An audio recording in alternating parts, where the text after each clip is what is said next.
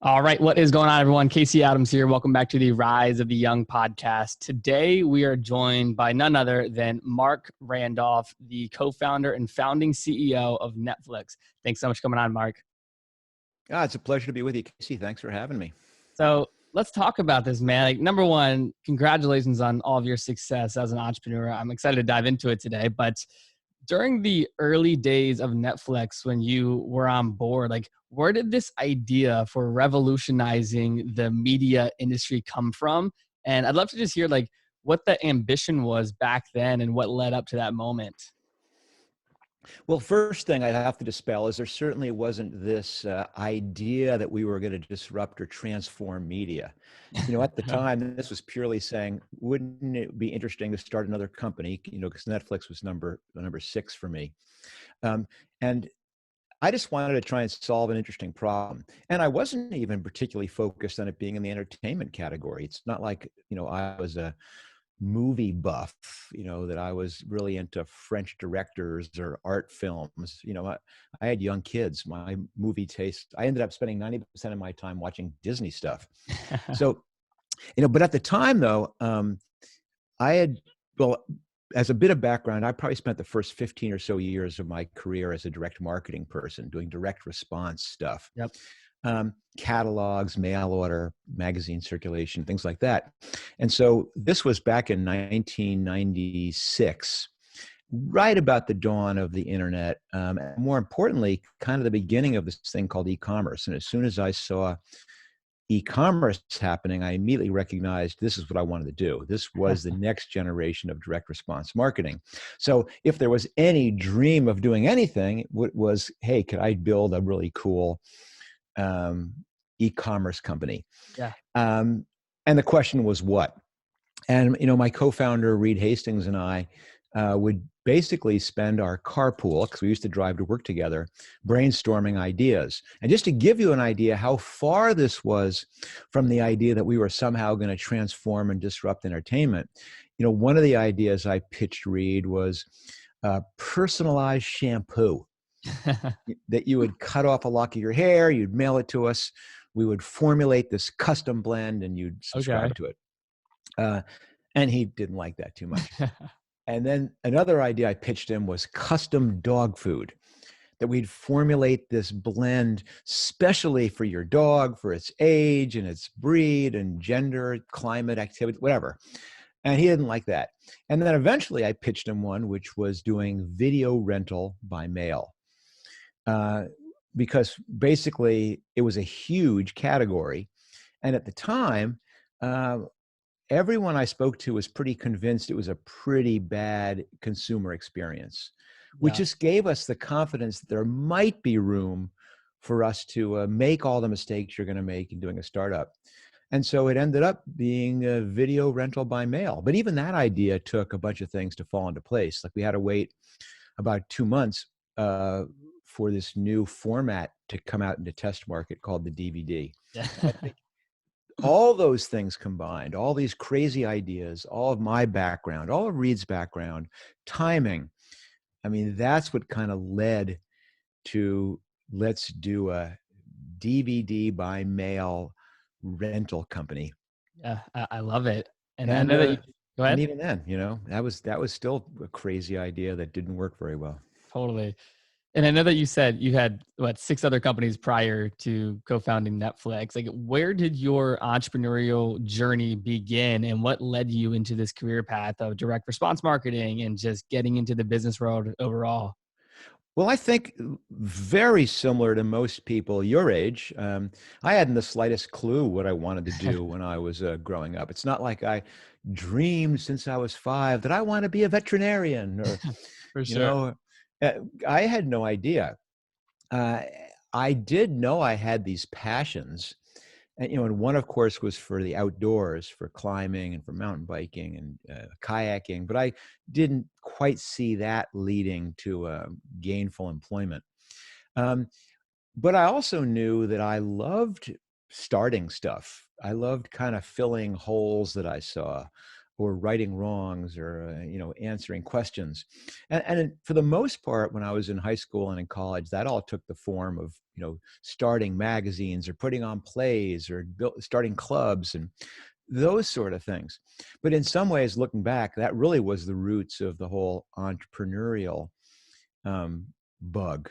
Yeah. But even that didn't take root. It happened that my first job out of college, I got a job. Now it has this fancy name. Now they call it chief of staff.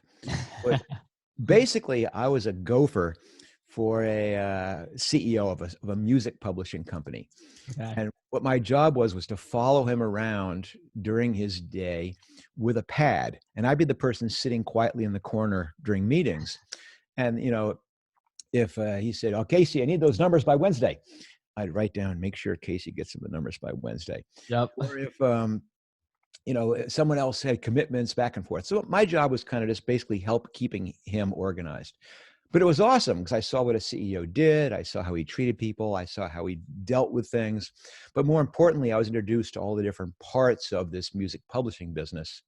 And one of them happened to be a mail order division, which is a dramatic overstatement of what it really was, because it basically was just a little backwater where we had put little one sentence descriptions in the back of all the sheet music magazines we published, which was, for a list of more great Cherry Link songbooks, send a self-addressed stamped envelope. Yep. And this mailer division basically consisted of making a copy of this list of more great Cherry Lane songbooks and putting it in the self-addressed stamped envelope and mailing it out.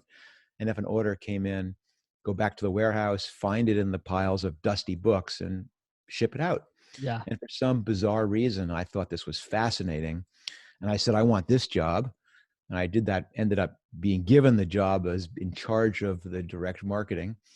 And little by little, out of curiosity and passion, just began building it up and experimenting and teaching myself direct marketing, and realized that I was passionate about this, that it was this right blend of creativity and analytics and art and science that really and building something from nothing. Yeah. That kind of spoke to me.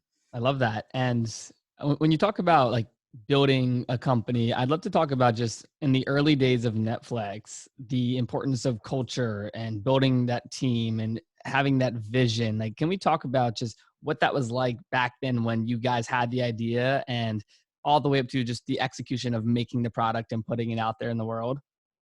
Well, you're basically asking me to condense 23 some odd years into a few sentences. And of course, it's impossible.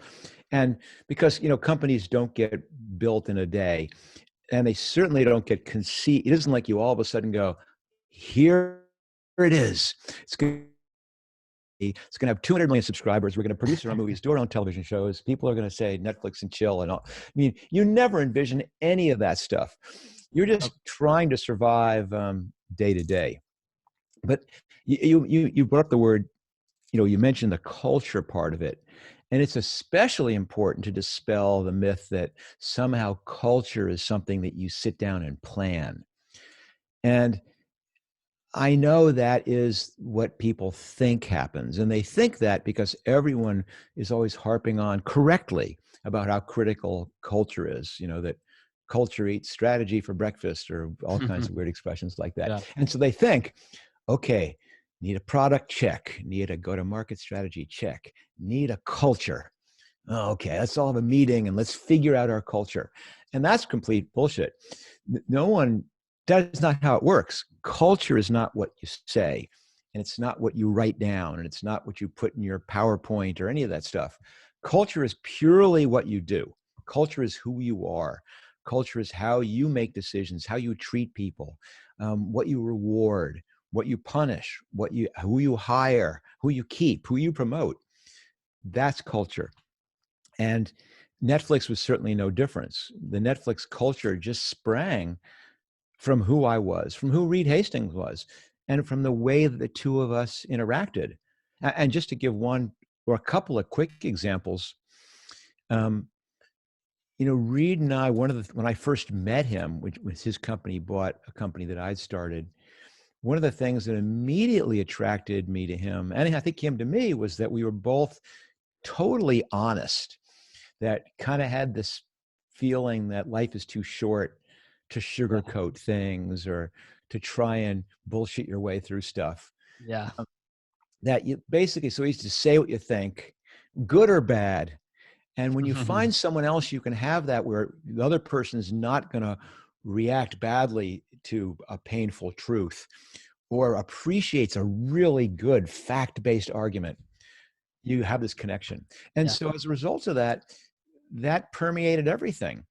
You know, him and I would have no problem having these long drawn out battles in meetings about what the right thing to do is. But then, of course, once you figure it out, you immediately forget who was on which side of the argument. You Yeah. immediately forget whose idea it was, and you just fall in behind what is now obviously the right way to go. And even if you don't believe it's the right way to go, you fall in behind the principle that you've got to make a decision, and let's just do this, and I'm going to support it fully. Um, and people see Reed and I interacting that way. And then they see other people in the meetings go have permission to do this. And they see how we treat someone who doesn't tell the truth or who isn't being Yeah. forthright. And that just ends up becoming this deep-seated, as they call it, a radical honesty culture that still permeates Netflix. And I Absolutely. give many more examples to that, but that's where culture comes from. And it has to be true to you. You can't have you have a culture that goes, you know, we're ruthless about hiring only the best. Yet at your heart, you go, no, I firmly believe that my people I work with are family. It just won't Yep. work. And you have to fit the culture to who you really are. Absolutely. So I know your new book, That Will Never Work. When I heard the title, I was like, I love it. Like, where did this idea for writing a book come from, and what are you excited about with your book, and what does it mean to you? Yeah, that's an interesting question. Um, there's a couple reasons that I wrote the book. Three, maybe, if I want to go into the third one a little bit. The first one basically is that I kind of wanted to tell the untold story of Netflix. Yep. Uh, everyone believes that the companies, as I mentioned, spring out of thin air. That Mhm. eBay came from trying to sell his girlfriend's Pez collection, and boom, or two guys rent out a spare bedroom with an air mattress. Boom, there's Airbnb. Yeah. Or can't get a limo. Boom, there's Uber. Doesn't happen like that. And I wanted people to see what really went into starting and growing a company, that it really isn't just one perfect idea, that it's the work of hundreds of people all contributing little bits, and that there's huge disappointments and challenges, and more importantly, that the person who starts these companies is not some genius know-it-all who has this perfect vision, but in fact has very real flaws, and is struggling to hold a company together at the same time they're holding their relationship together, at the same time they're trying to make sure they're staying whole as a person. I wanted people to see those things, and I wanted to write a very honest book about that. The other one is that one of the things I've learned in 40 years as an entrepreneur is that I have all these tips and tricks and secrets that uh, I've learned over the years about how to start companies, how to take ideas and turn them into successful businesses. But the insight was that it doesn't just apply to businesses, that in fact, these exact same things that I've used in entrepreneurship are the exact same things that anybody can use if they have this dream or this idea they'd like to see made real. And I know that everybody has ideas. I mean, everyone who's Yeah. taken a shower has had an idea, but everyone goes, now what? People of your generation, probably the single biggest piece of advice that you're ever given is, oh, follow your dreams, or some version Yeah. of that. 100. It's a friggin', Absolutely. it's in every single commencement speech. It's in every single piece of advice that well-meaning adults hand out, but no one ever tells you how. Yep. Last I looked, there's very few follow your dreams 101 courses you can take. And in some ways, I wanted to be, That Will Never Work, to be the handbook to how to follow your dreams. Where do you do if you have this idea? And whether you want to change the world or just change your life or just change someone else's life or just get a better job or a better apartment or figure out something, it's the same exact process. And I wanted to lay that out. And that's really why I said I want to write the book. I want to share some of these things with Yeah. people. I And now, love of it. course, I've extended it. Now there's now a That Will Never Work podcast with Yeah. exactly the same. Yeah. What are you excited about with the podcast? I mean, for me, just for context, I've had my show for 3 years, and it's opened up so many relationships, and it's allowed me to tell my story and meet great people. But for you, what are you excited about with the show, and what does it mean to you? Well, I haven't worked at Netflix in a long time, probably 17 years, something like that. I've Yeah. been out for a while, and I did another startup after Netflix, so I have been busy. But all along, pretty much ever since I left Netflix, I've been mentoring other early stage entrepreneurs. And whether it's a deep relationship, where I spend hundreds of hours with the founding team, or more frequently, just getting on the phone with someone for an hour to help coach them over a difficult moment. It's been part of my life ever since. And it's one of the most fulfilling things I do is actually help other entrepreneurs take the same shot that I was given a chance to take. And so in some ways, the That Will Never Work podcast is nothing new because I've been doing this, which is doing these phone calls with Yep. early stage entrepreneurs forever. What's different is about a year ago, I decided to start recording them. And I kind of had this hunch that maybe someone else would want to listen. And at the time, I never envisioned it being a podcast. I just said, so someone's going to call me up and go, I'm really struggling with X. And I'm going to go, well, listen, I just had a really interesting call about 3 weeks ago with this person about that exact subject. Let me just send you that and you can listen. And what was amazing is when I shared these tapes with people that A, they go, that really helped. B, they go, that was actually kind of interesting. I was totally drawn in by their story and it was funny and it was emotional. And more importantly, they went, it was hugely valuable because it just made me feel less alone. Because being an entrepreneur in some ways at its heart is a lonely thing. No one really understands what you're struggling with except other entrepreneurs. And here was a chance for them to hear these people being vulnerable about what they were struggling with. And I said, I'd love for this to get to a broader audience. And then in my classical way, rather than thinking it through, I do the classic entrepreneurial thing, which is, well, screw it. Let's just start. Yeah. And the next 4 people who emailed me said, can you spend some time with me? I said, yes, but here's the deal. I'm going to tape your call and I'm going to see if I can make it into a podcast. And I did 4 episodes and I was terrible because it was just learning. Yeah. But I learned a lot. And then I did 4 more with all my learnings and learned it even more. Then did 4 more and learned even more. And then finally said, okay, it's time for me to make all my mistakes in public and began releasing the podcast back in February. But it's awesome. I was worried I'd run out of things to talk about, that it would all be the same problems, but it's remarkable the range of people and ideas and backgrounds and problems that people are having. Absolutely.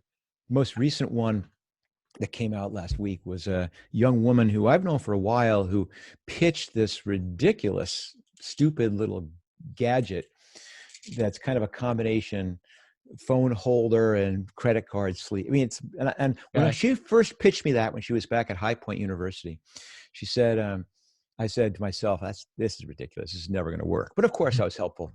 And so she came on the show and now she just got a big deal with one of the world's biggest retailers. Wow. She got a patent. And so Incredible. but now the thing is that besides just sharing in the success, she's struggling with where do you go from here? Yep. And other people are different. One other person just built a 60,000 square foot indoor adventure park, with rappelling and zip lines and beer and combining all these crazy things in Texas. And his struggle is not marketing or product. His struggle is he has 3 young kids. And how does he hold his life together with a business which is now open 18 hours a day, 7 days a week? Yep. So it's been really, really, really cool. And of course, I had to call it That Will Never Work because that is the quintessential phrase that every entrepreneur hears. I love that. After having all these different conversations with entrepreneurs, like what would you say has been one of the biggest problems or just overarching issues that you would think entrepreneurs run into that you could help them avoid early on? Oh, the single biggest issue is people don't start. And it's not that they're lazy and it's not that they're not motivated. It's that they're struggling with this fundamental human fear of making an ass of yourself, which is doing something you're not sure of.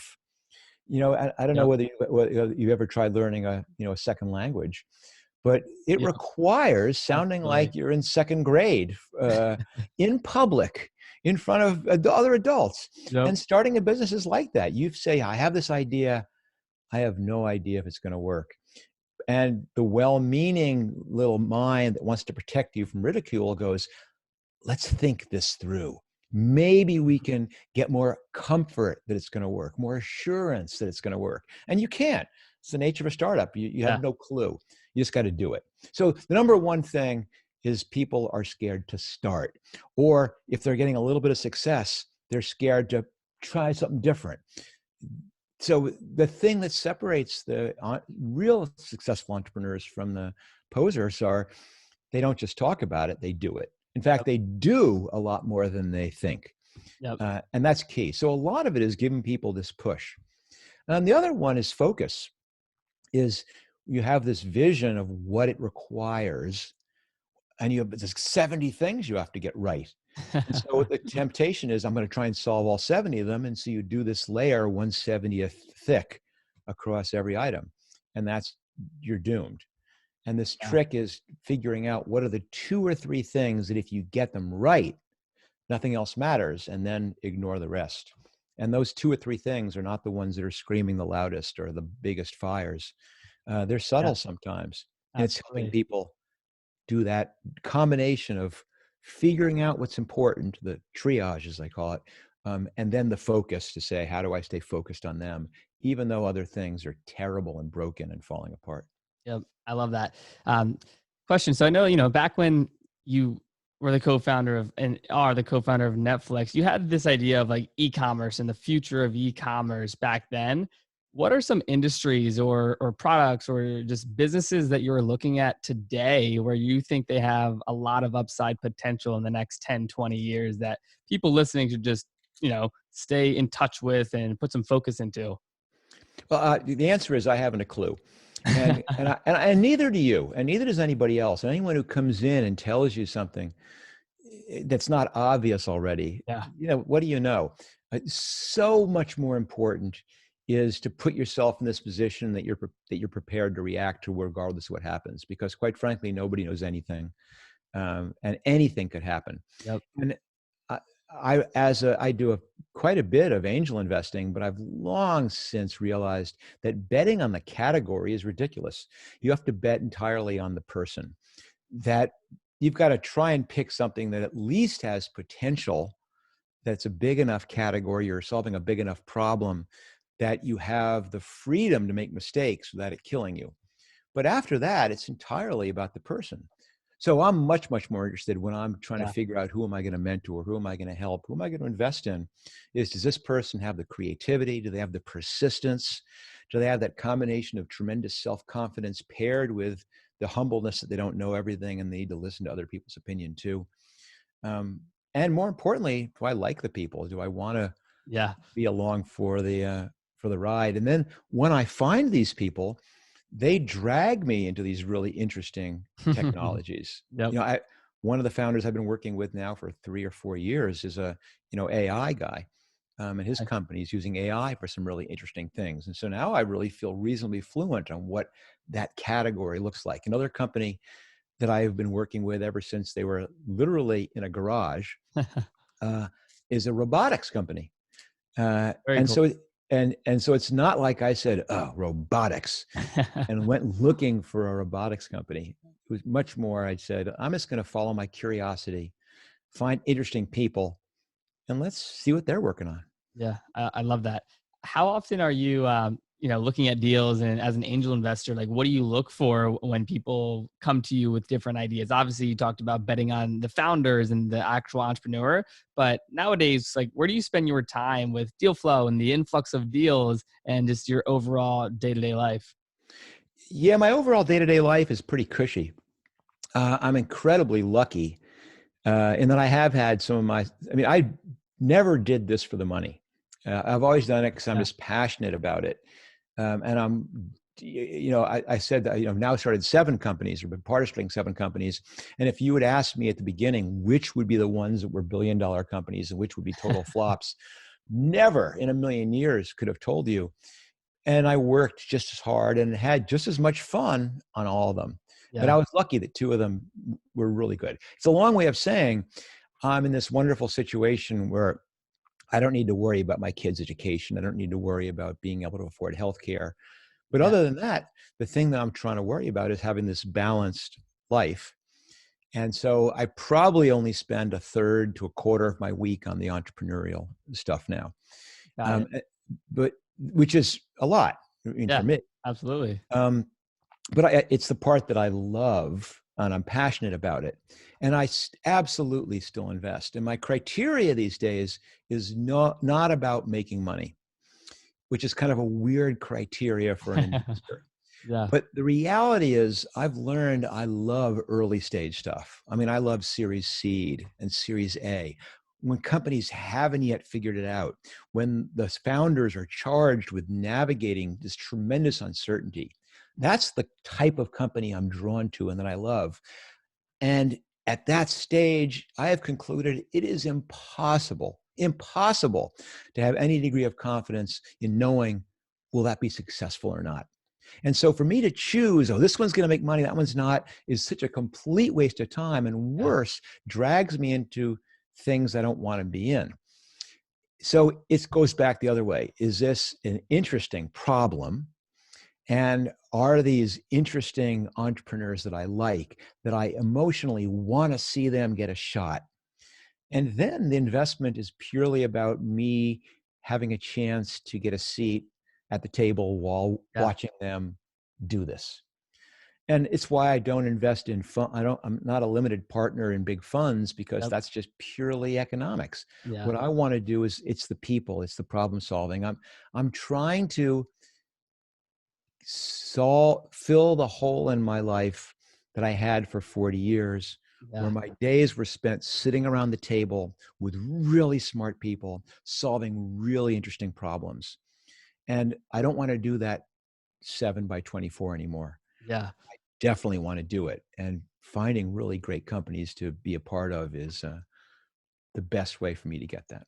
I love that. And I think too, just for context, I'm 20 years old. My co-founder is 21, and we're early stage right now. We're raising capital. We've built this tech product. Is a company called MediaKits.com, and like we're in that early stage of we have some product market fit. We have a great team, but it's about the uncertainty of the future. And for me, as a young entrepreneur and someone that's like in this world, it's exciting. And I think that excitement is really what fuels us and our whole company as a whole.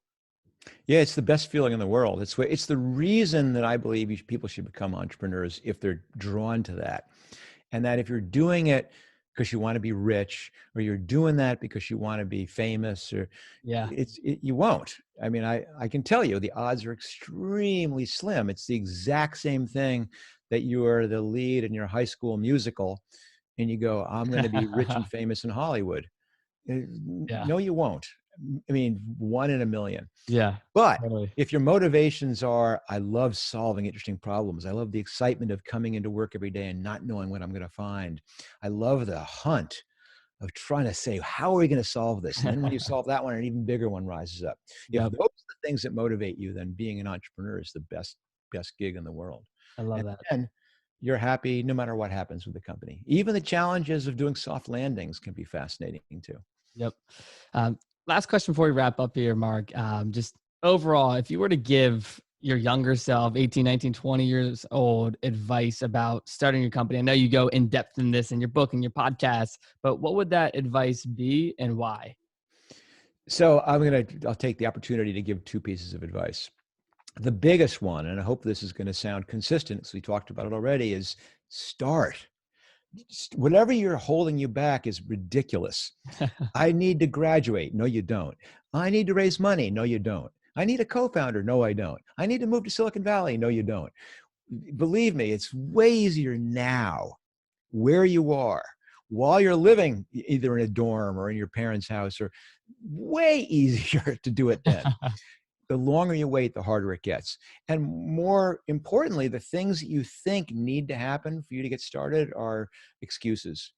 And the trick is you have to figure out this technique of how do I validate my idea without actually doing it?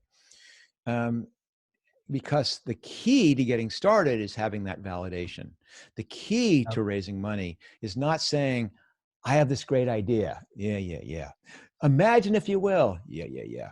The key is, look what I've demonstrated on my own, but I'm doing it by hand. I'm going crazy. I need to build out some way to make this repeatable and scalable. Yeah. And you start. The way to learn to be an entrepreneur is to start. And not even start the company, just start doing something. Start leading. Yep. Start convincing people to help you with something. Do it for free. Do a nonprofit. Sell something door to door. Put up a website. All that stuff. When we're interviewing engineers, I don't give a shit where you went to school. I don't give a crap where you worked before. What I ask is, what are you building? And they get excited about the project they're building on the side. And those are the people you want because they're driven by that. Okay. So I love that. Well, Marc, that's the big advice. One more last thing. I'm sorry, Yep. I got to squeeze in. I don't have the opportunity to speak to Absolutely about this, and it's critical. So number one is start. Do something. Stop making excuses. The other one is relax. Relax. You know, you don't need to figure it all out now. You do not need to know what you're going to do. I didn't know what I wanted to do with my life until I was almost 30, and things worked out fine for me. Life's a meandering path, and you have no clue how all the pieces fit together. So you don't need to work at Goldman Sachs. You do not need to go to law school. Just take it easy. Let life come at you, and you'll find it. And I love that. That's my advice. I love that. Well, Marc, again, I just want to say thank you so much for coming on the podcast today. Where's the best place for everyone to listen to your podcast, to buy your book, and to just stay in touch with everything that you have going on? All right, I'm going to rattle all these off, but obviously the best place for all things Randolph is my website, which is marcrandolph.com, and that's Marc with a C and Randolph with a PH. The book and the podcast are both called That Will Never Work, and both of them are going to be found pretty much any place you find books and podcasts. Yep. And of course, you can always follow me on Instagram at, guess what? That Will Never Work. And you can check me out everywhere else too. If you can't figure out how to find me on Twitter and Clubhouse and LinkedIn, then you've got a different problem.